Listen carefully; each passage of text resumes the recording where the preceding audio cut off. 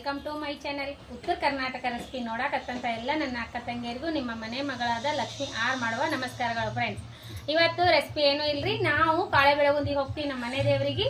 ಅಲ್ಲಿ ಹೇಗಿರ್ತದ ಹೇಗಿಲ್ಲ ತೋರಿಸ್ತೀನಿ, ನೋಡ್ಕೊಂಡ್ ಬರೋಣ ಬನ್ನಿ ಫ್ರೆಂಡ್ಸ್. ನಿಮಗೂ ಕರ್ಕೊಂಡು ಹೋಗ್ತೀನಿ.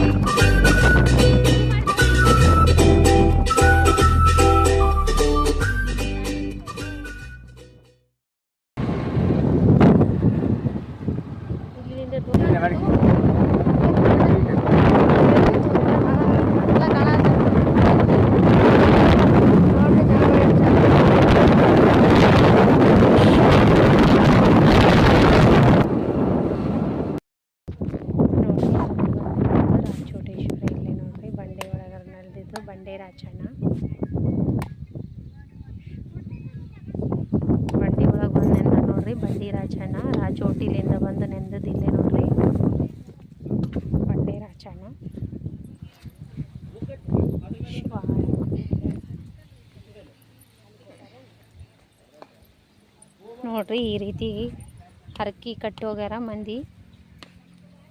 ಕಲ್ಲಿನ ಮನೆಗಳು.